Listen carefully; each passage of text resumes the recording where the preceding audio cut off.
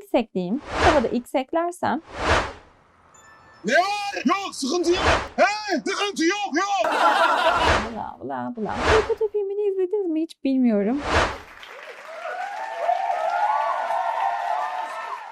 Matematik dersine farklı ve daha eğlenceli bir pencereden bakmaya ne dersiniz? Evet dediğinizi duyar gibiyim. O halde doğru yerdesiniz. Sevimli matematiğe hoş geldiniz.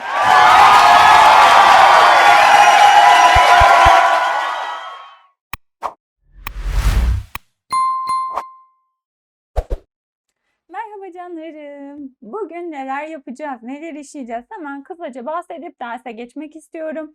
Bugün birinci dereceden bir bilinmeyen denklemleri işleyeceğiz. Denklem nedir? Denklemin kökü nasıl bulunur? Nasıl çözülür? İçler dışlar çarpımı, payda eşitleme, genişletme bunları nasıl yaparız? Hadi bunları yaptık, denklemleri çözdük. Denklemleri kendimiz nasıl yazarız? Bunları da öğreneceğiz. Hepsini bu videoda halledeceğiz. Şimdi sizi Kızılderili ile tanıştıracağım. Bize minik bilgiler verecek. Beni takip edin matematik izcileri. İlk bilgimiz gelsin bakalım çocuklar. İlk bilgimiz neymiş? İçinde en az bir bilinmeyen bulunan eşitliğe denklem denir. Ne demek istiyor? İçinde en az bir bilinmeyen. Bilinmeyen neydi? Hadi bir hatırlayalım. Mesela x, y, z, a, b, c, üçgen, kare bunların her birisi birer bilinmeyendir. Bunlar çoğaltılabilir. Ve bir tane de eşitlik olursa diyor bu bir denklem olabilir. Yazalım mı bir tane? Mesela 2x eksi 2 eşittir 0. Sizce bu bir denklem midir? Bakalım içinde bir tane bilinmeyen var, bir de eşitlik var. Evet bu bir denklemdir.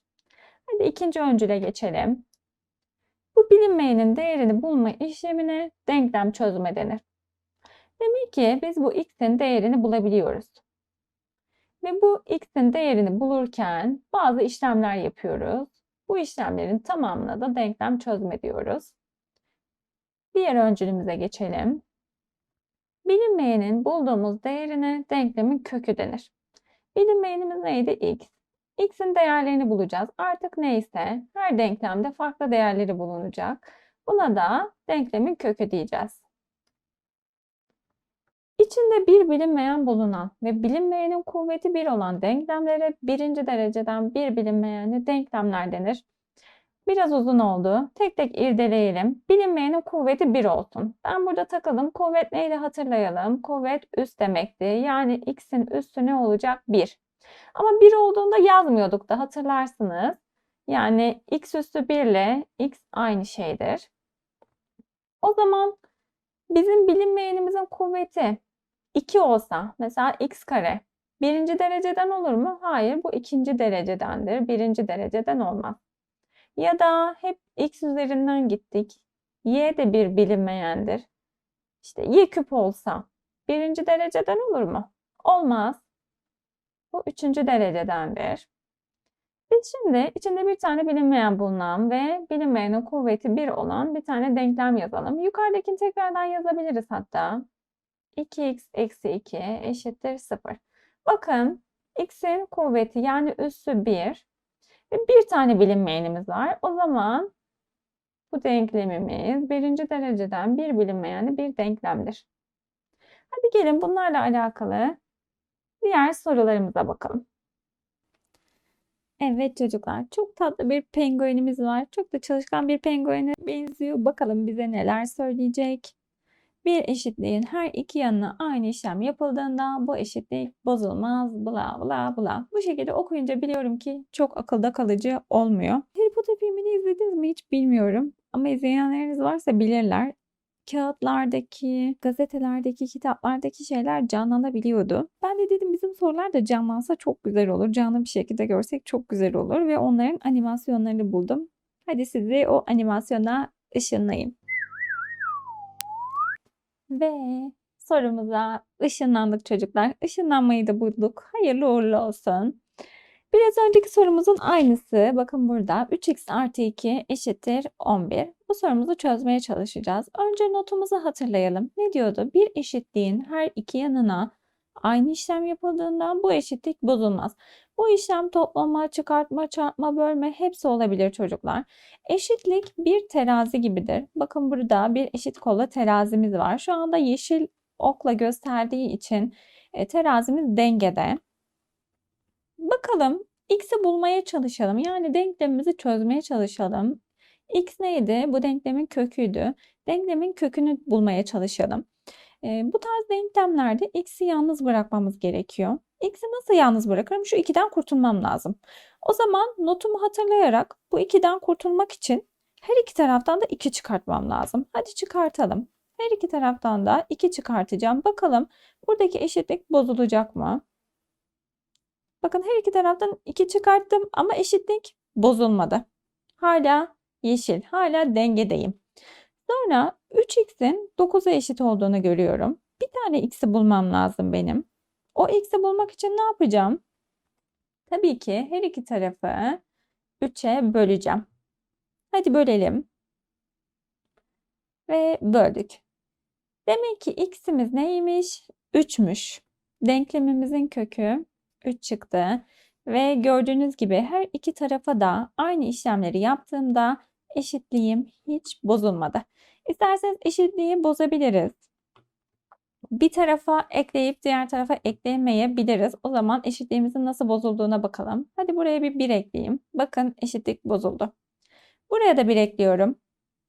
Eşitliğimi tekrar sağladım. Buraya x ekleyeyim. Eşitliğim bozuldu. Karşı tarafa da x eklersem eşitliğim yine dengede kalacak. Bu örnekleri daha da çoğaltabiliriz çocuklar ama çoğaltmadan önce şu penguenimizin olduğu yerdeki tahtamızdaki sorumuzu tahtamıza güzelce bir çözelim. Bir bakalım çözümünü de o şekilde de görelim. Sonra bu şekilde örnekleri arttırırız. Hadi tekrardan ışınlanıyoruz. Evet canlarım, şimdi sorumuzu klasik yöntemlerle de çözelim. 3x artı 2 eşittir 11.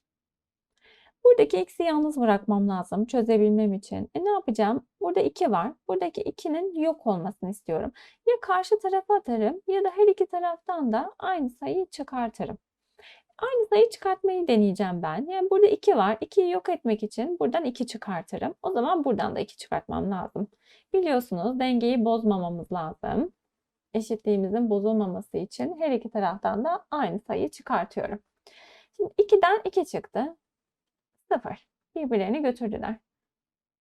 3x eşittir. 11'den 2 çıktı. 9 geldi.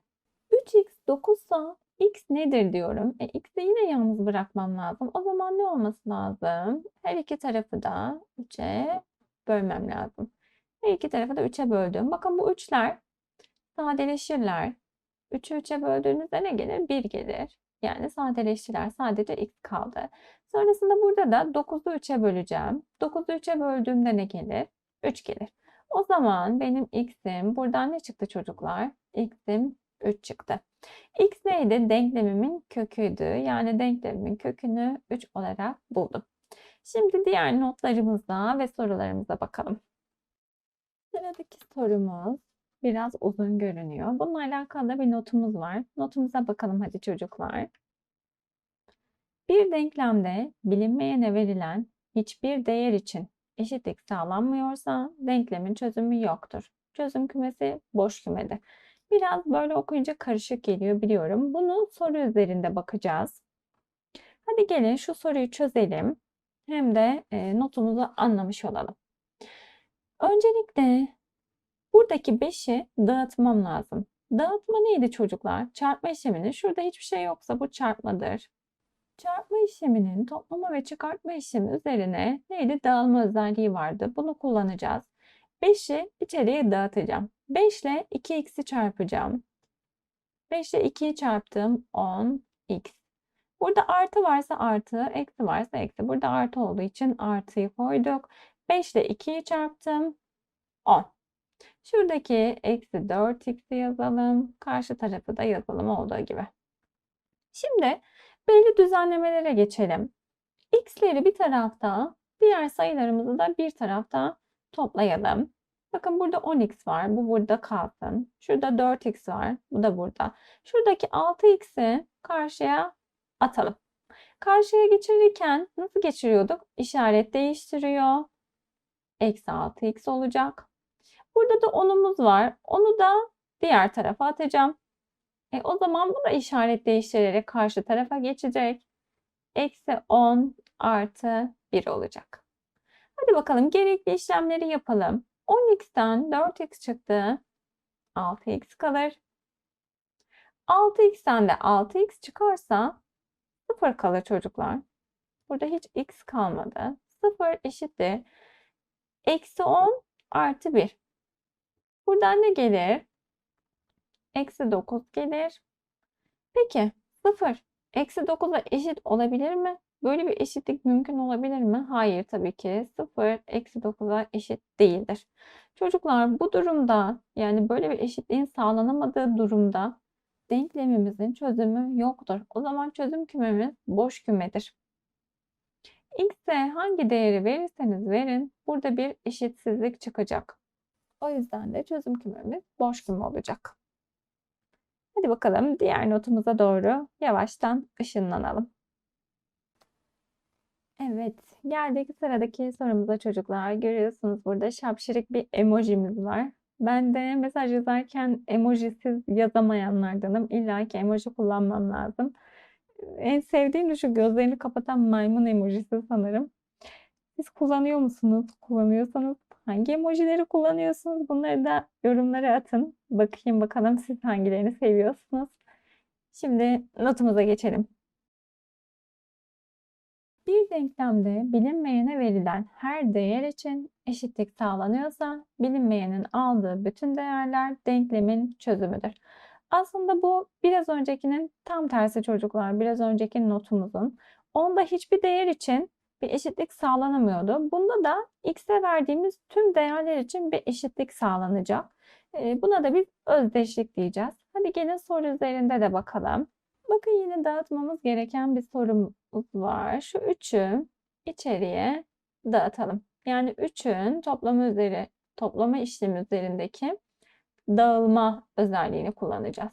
3 ile x'i çarptım. 3x artı 3 ile 2'yi çarptım. 6. Eksi 2x eşittir x artı 6. Şimdi x'leri bir tarafta normal sayılarımızda bir tarafta toplayalım. Bakın 3x eksi 2x. Şuradaki x'imi alacağım ve karşı tarafa doğru atacağım. Karşı tarafa atarken işaret değiştirecek ve eksi x olacak. Eşittir. Burada da bir tane 6'm var. Bunu da karşıya atacağım. 6. Bu da eksi 6 olarak geçecek. 6 eksi 6. Şimdi işlemlerimizi yapalım. 3x'ten 2x çıkarttım. X kalır. X'ten de x çıkartırsam 0 kaldı. Yine x'siz kaldım.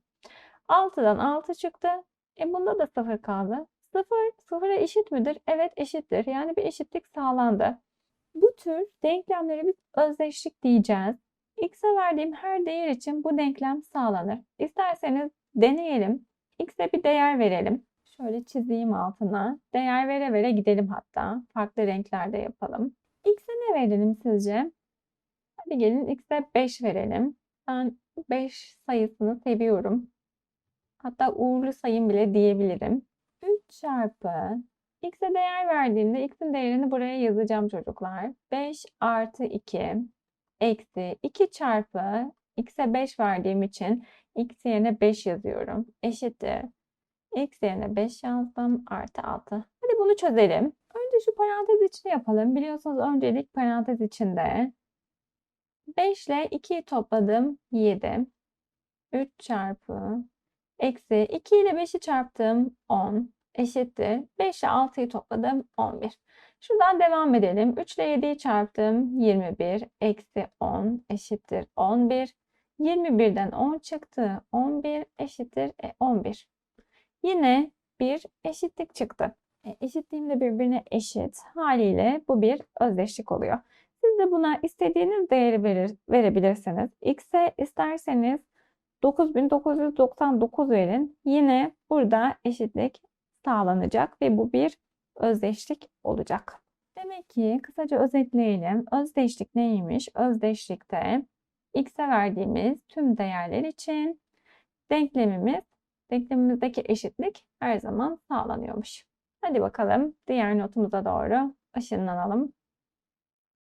Burada bir notumuz var. Hadi bakalım çocuklar. Katsayıları rasyonel ifade olan denklemlerde çözüm yapılırken payda eşitleme, genişletme, sadeleştirme veya içler dışlar çarpımından yararlanılır.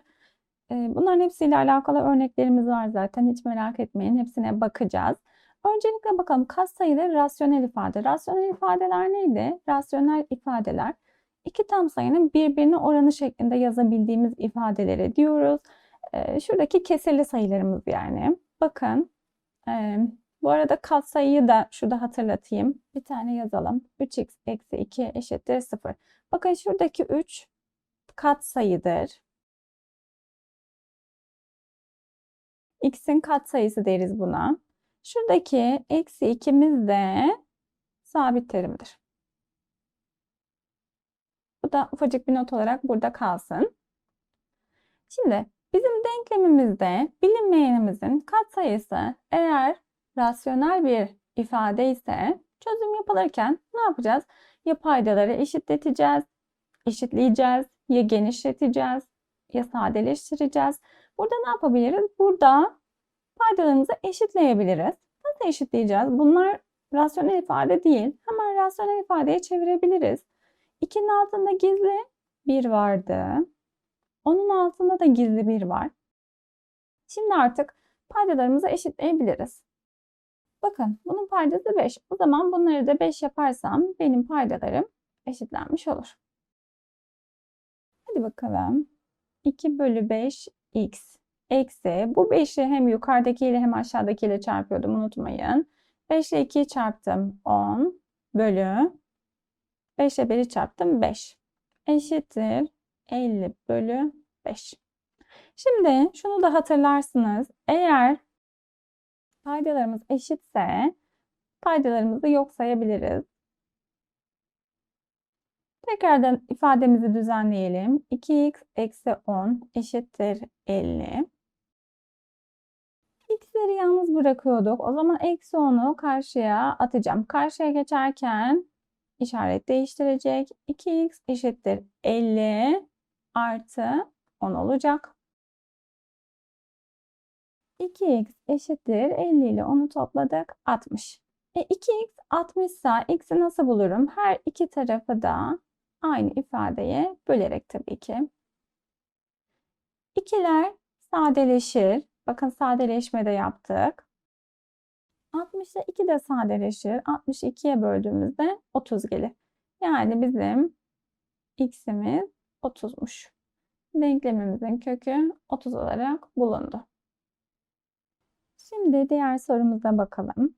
Diğer sorumuzda burada yapabileceğimiz en mantıklı çözüm yolu tabii ki içler dışlar çarpımıdır. Nasıl yapıyorduk içler dışlar çarpımını hatırlayalım. Şununla bunun altındakini, bununla da bunun altındakini çarpacağız. Yani x eksi 3 ile 5'i çarpacağım. 5 çarpı x eksi 3 eşittir diyeceğim. 3 çarpı x artı 1. Sonra 5'in dağılma özelliğini kullanacağım. Burada da 3'ü dağıtacağız. 5 ile x'i çarptım 5x. 5 ile eksi 3'ü çarptım. Eksi 15. Eşittir. 3 ile x'i çarptım. 3x. 3 ile 1'i çarptım. 3. Şimdi x'leri bir tarafta, diğer sayıları bir tarafta toplayacağız. Şuradaki x'i karşı tarafa atalım. Tabii ki işaret değiştirecek. 5x eksi 3x olacak. Buradaki eksi 15'i de diğer tarafa doğru atıyorum. Bu da işaret değiştirerek geçecek. Yani 15 artı 3 olacak. 5x'ten 3x çıkarttım. 2x eşittir. 15 ile 3'ü topladım. 18. 2x 18 eşitse x'i bulmaya çalışıyoruz. Tabii ki de sadeleştirme yapacağız burada. X'i yalnız bırakacağız. 2'ler sadeleşti. 18'i de 2'ye böldük. 9 gelir. Yani bizim x'imiz 9'muş. Denklemimizin kökü 9 olarak bulundu. Hadi diğer sorulara bakalım. Çok tatlı bir kitabımız var burada. Kitap okuyor musunuz sizler de? Ben sizin yaşınızdayken çok kitap okurdum. Bunun da faydasını çok fazla gördüm hayatımda. İnşallah siz de okuyorsunuzdur. Okumuyorsanız da hemen başlayın. Çünkü yeni nesil sorularda kitap okuyan ve okumayan öğrencinin farkını çok net görüyoruz. Biliyorsunuz çok uzun sorular, anlamayı gerektiren sorular. Bunlarda kitap okuyan öğrenci hemen anlayabiliyor, hemen kavrayabiliyor. Ama okumayan öğrenci zorlanıyor. Aslında belki diğerinden daha fazla biliyor. Matematik bilgisi daha yüksek. Ama anlamakta zorlandığı için soruyu da yapamıyor haliyle. O yüzden lütfen kitap okuyun çocuklar. Şimdi bakalım bizim kitap bize neler söyleyecek. Bulduğumuz kökün paydayı sıfır yapmaması gerekir. Eğer kök paydayı sıfır yapıyorsa bu değer kök olarak alınamaz. Ne demek istiyor? Önce şu sorumuzdan başlayalım ve buradan bakalım. Diyor ki eğer şurada x'i buluyoruz ya biz. Kök dediği x. X'i bulduğumuzda eğer payda sıfır oluyorsa bunu kabul edemeyiz. Yani bunu kök olarak alamayız. Önce bunu bir çözelim. Sonra bakalım sıfır yapıyor mu yapmıyor mu? Önce değeri bulmamız lazım. Yani x'i bulmamız lazım. Burada da içler dışlar çarpımı yapalım. Zaten 1 ile çarptığımızda bir şey değişmeyeceği için 2x eksi 2 eşittir x eksi 1. Şimdi x'leri bir tarafta, diğer sayıları da bir tarafta toplayalım. X'i karşıya atıyorum. Şu eksi 2'yi de diğer tarafa atıyorum. 2x eksi x eşittir. Eksi 1 artı 2. 2x'ten x çıkarttım x. Eksi 1 ile 2'yi topladım. 1. X'imiz 1 geldi. Peki şimdi kontrol etmem lazım. Eğer paydayı 0 yaparsa bu değeri kök olarak alamam. X'i yerine koyduğumuzda burada payda 0 oluyor mu çocuklar? Evet oluyor. Bakın 1 eksi 1'den 0 gelecek. Ya da buraya koyduğumuzda burada da 0 yapıyor hatta. O yüzden ben x eşittir 1'i kök olarak alamayacağım. Başka da değerim olmadığı için bunun çözüm kümesi boş kümedir diyeceğim. Yeni sorularla devam ediyoruz çocuklar. Artık konu anlatımımız bitti. Karışık sorular çözeceğiz. Denklemleri kendimiz oluşturmaya çalışacağız biraz sonra. Ama bundan önce sizden bir isteğim var. Bu soruları ben çözmeden önce lütfen videoyu durdurun ve kendiniz çözün. Nereleri anladınız, yapabiliyor musunuz, yapamıyor musunuz bir kendinizi deneyin. Kendiniz çözdükten sonra da videoyu tekrardan başlatırsınız ve benim çözümlerimi izlersiniz. Bir şey daha isteyeceğim. Yorumlarda yapıp yapamadığınızı lütfen yazın. İşte köpekli soruyu yapamadım ya da kedili soruyu yaptım. Her ikisini de doğru yaptım. Şurada yanlış yapmışım, burada yanlış yapmışım gibi. Bu şekilde aramızda bir iletişim olur. Sizden geri dönüş bekliyorum. Ben başlıyorum. Hadi bakalım. Köpekli soruyla başlayacağım. Köpekli sorumuz da bayağı karmaşık görünüyor ama hallederiz. Sıkıntı yok. Ne var? Yok sıkıntı yok. He? Sıkıntı yok. Ne yapacağız? Önce parantez içi. Ama burada işte x'li ifade var, 2'li ifade var falan. Parantez için tam olarak halledemeyeceğiz belli. Ama şuradaki eksiği dağıtıp bu parantezi açabiliriz. Eksiği nasıl dağıtıyoruz? Yani normal çarpma işleminin toplama ve çıkartma işlemi üzerine olan dağılımı gibi. Hani 5 ile çarpıyorduk işte 10 ile çarpıyorduk vesaire. Onun gibi eksiyle çarpacağız bu defada. Eksi ile x bölü 3'ü ve eksi ile eksi 2'yi çarpacağım. Ve bu parantezi dağıtacağım artık. Yazalım. 1 bölü 3. Eksi ile x bölü 3'ü çarparsam ne olur? Eksi x bölü 3 olur. Sonra eksi ile eksi 2'yi çarpıyorum. Eksi ile eksinin çarpımı neydi? Tabii ki artı 2 eşittir. X artı 3 bölü 2. Bakın artık parantezimiz yok. Daha güzel görünüyor. Şimdi bakıyorum. Paydalarımız eşit değil. Hepsinin paydasını eşitleyelim. Şu 2'nin altına bir gizli 1 koyalım. Bunların paydalarını kaçta eşitleriz? Tabii ki 6'da. Ne yapacağım? Bunu 2 ile çarpacağım. Bunu 2 ile. Bunu 6 ile. Bunu da 3 ile. Paydaları eşitledikten sonra işimiz çok kolaylaşacak. Hadi bakalım eşitleyelim. 2 ile 1'i çarptım 2. 2 ile 3'ü çarptım 6. Eksi 2 ile x'i çarpıyorum. 2x bölü 2 ile 3'ü çarptım 6. Artı 6 ile 2'yi çarpıyorum 12. 6 ile 1'i çarpıyorum 6. Eşittir. 3 ile hem x'i hem de diğer 3'ü çarpacağız. Sakın ha unutmayın. 3 ile x'i çarptım. 3x 3 ile 3'ü çarptım artı 9 bölü 3 ile 2'yi çarptım 6. Paydalarım eşitlendi. Artık hepsi eşit olduğu için yok sayabilirim. Tekrardan düzenli bir şekilde şuraya yazayım. 2 eksi 2x artı 12 eşittir 3x artı 9. Şimdi x'leri bir tarafta, normal sayıları bir tarafta toplayalım. Bu defa x'leri sağ tarafta toplayacağım. Şu eksi 2x'i bu tarafa atacağım. 9'u da diğer tarafa doğru şöyle fırlatalım. Eşitlerimizi koyalım. Bakın burada 3x var. Yanına eksi 2x tabii ki işaret değiştirerek geçer. Artı 2x oldu. Burada 2 var. 12 var. Bir de 9'u karşı tarafa geçiriyorum. 9 burada artı pozitif. Karşıya geçerken negatif olacak. Eksi 9. Şimdi işlemlerimize devam edelim. 3x ile 2x'i topladım. 5x. Burayı halledelim. 2 ile 12'yi topladım.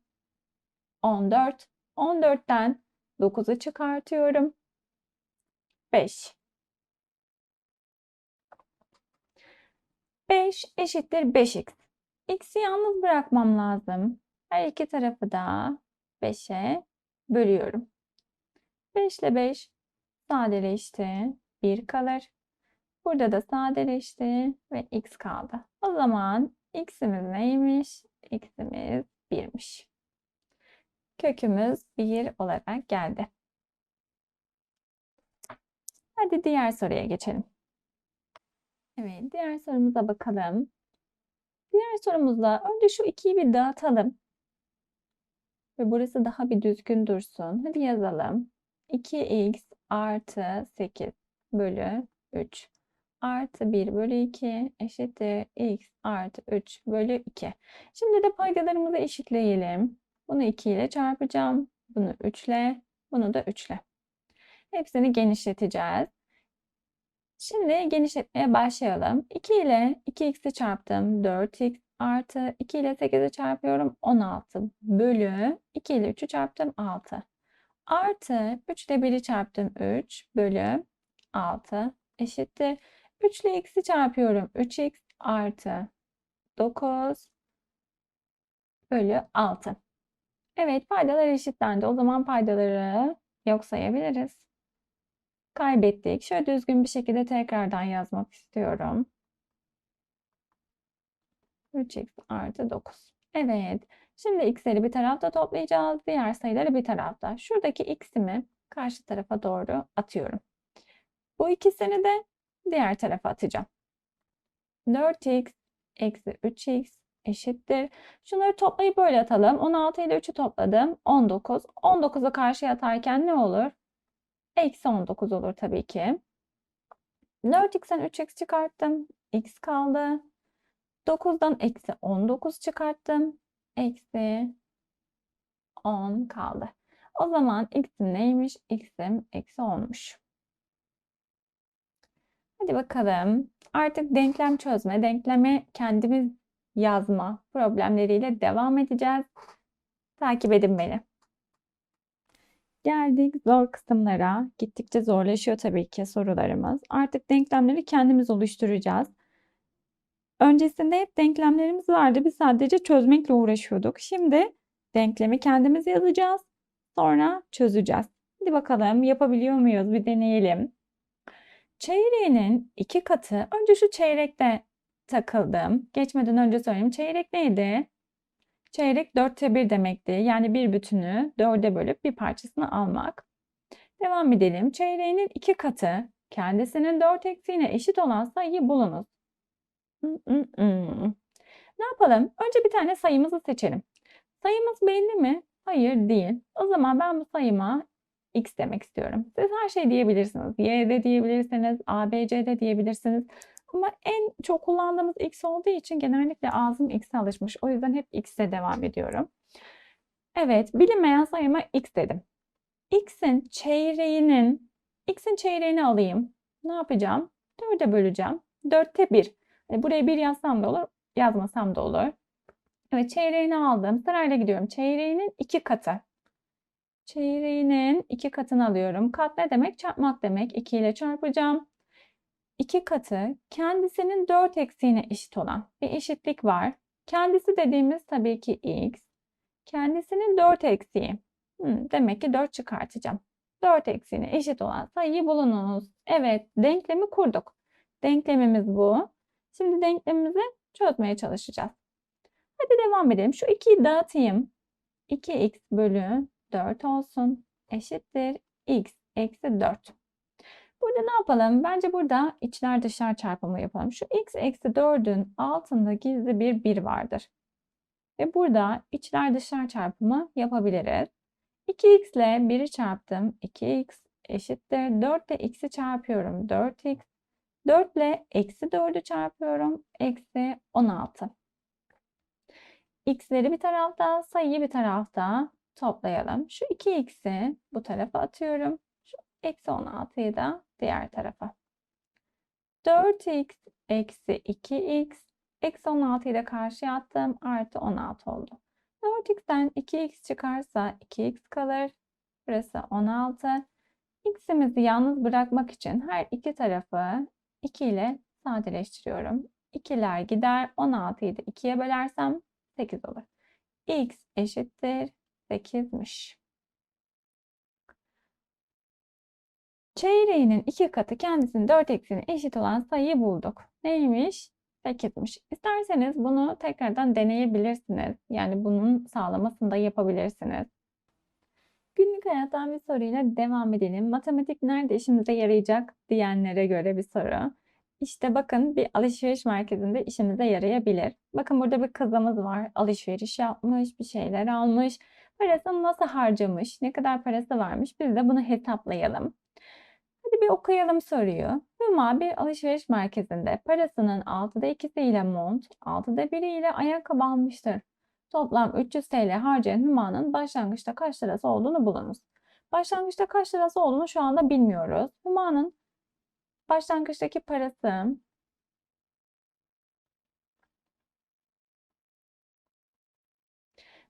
x diyelim.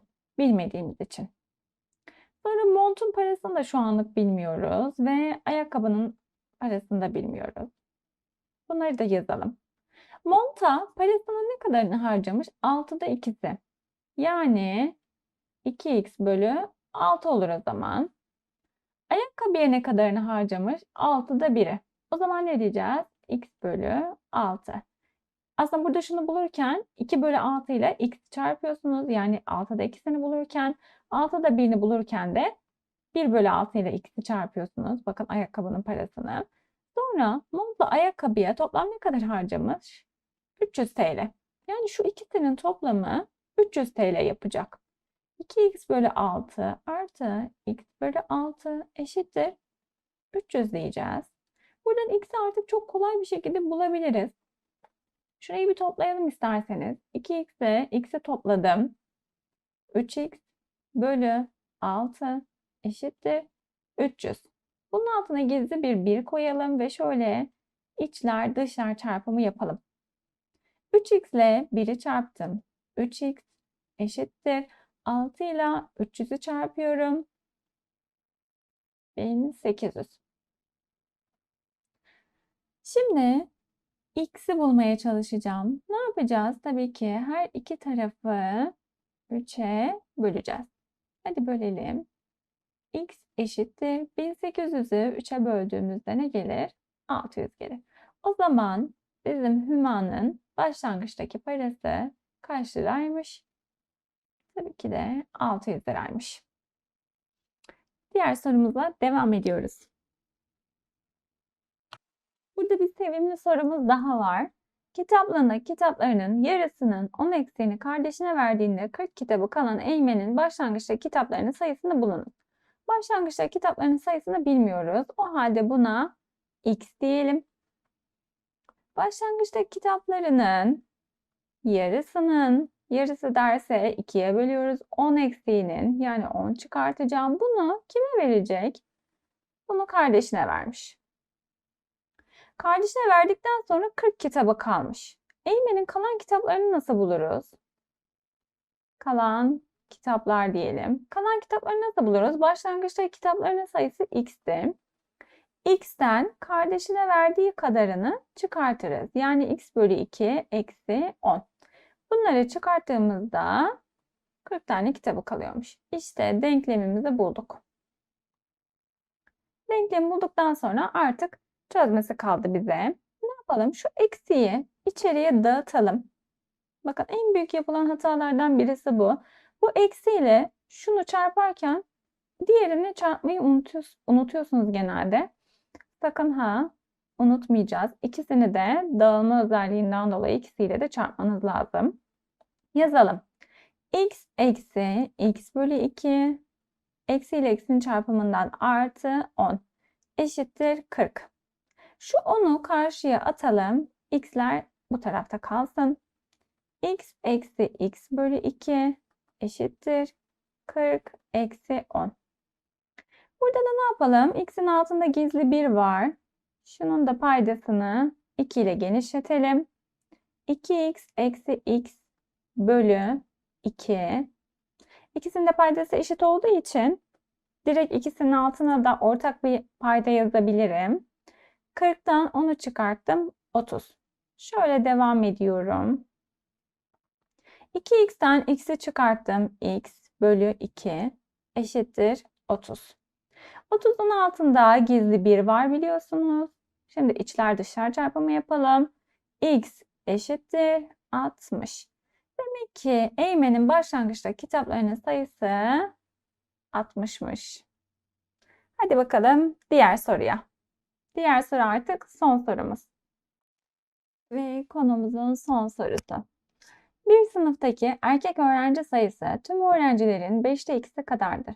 Sınıfta 12 kız öğrenci varsa kız ve erkek öğrenci sayısı arasındaki fark kaçtır? Tüm öğrencilerin sayısına x diyelim. Erkek öğrencilerin sayısı ne olur o zaman? Tüm öğrencilerimizin sayısı x ise erkekler tüm öğrencilerin 5'te 2'si kadarmış. O zaman 2x bölü 5 olur. Kızları da biliyorum.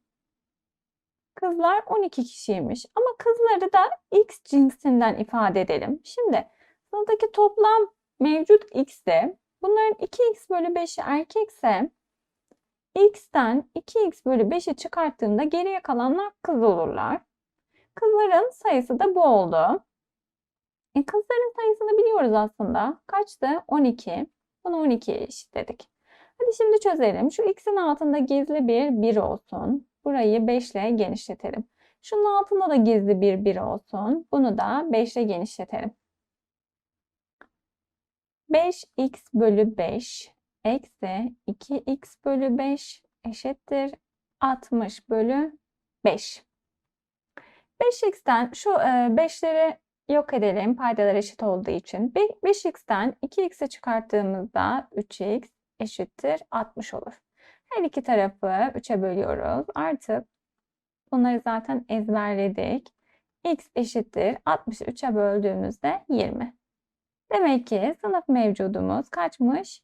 20'ymiş. Ama bize sorduğu ne? Kız ve erkek öğrenci sayısı arasındaki fark. O zaman erkekleri bulalım. 2 çarpı x'i biliyorum 20. 20'yi yerine yazıyorum. Bölü 5. Eşittir diyeceğim. Bakın 5 ile 20 sadeleşir. Hadi sadeleştirelim. 20'yi 5'e böldüğümde 4 gelir. 2 ile 4'ü çarparsam da 8 bulurum. Demek ki erkek öğrenci sayısı 8'miş. Kız öğrenci sayısı da 12. Şöyle tekrardan yazalım. Kızlar 12. Erkekler de 8 kişiymiş. Aradaki farkı sorduğu için çıkartacağız. Aradaki farkımız 4 bulundu. Konumuz denklemler olduğu için bu soruyu denklemle çözdüm ama bu soru kesirlerle de çok kolay çözülebilir. İsterseniz onu da şurada göstereyim. Bakın 5'te 2'si erkekmiş. Şöyle bir çizelim kesrimizi. 5'te 2'si erkek yani şuralar erkekmiş. Geri kalanı kız olmak zorunda. Bakın 5'te 3'ü de o zaman kız olacak. Sınıftaki kız mevcudunu biliyorum 12. Yani şu 5'te 3'lük yer 12'ymiş. Bir tanesine kaç kalır? Tabii ki 4 kalır. Kesirde her bir parça eşittir. O zaman bunlar da 4 ve 4 olmak zorunda. Aradaki farkı da çok rahat bulabilirim. Bakın, erkekler 8 kişi, kızlar 12 kişi. Aralarındaki fark da 4 olur. Çok daha kolay bir çözüm yolu olur. Matematikte tek bir çözüm yolu yok çocuklar. Birden fazla çözüm yolu var. Size hangisi kolay geliyorsa, hangisiyle rahat çözebiliyorsanız. Bu X'te olanlar tabii ki konumuzla alakalı çözüm yolu. Bu da pratik, kolay bir çözüm yolu olarak kalsın.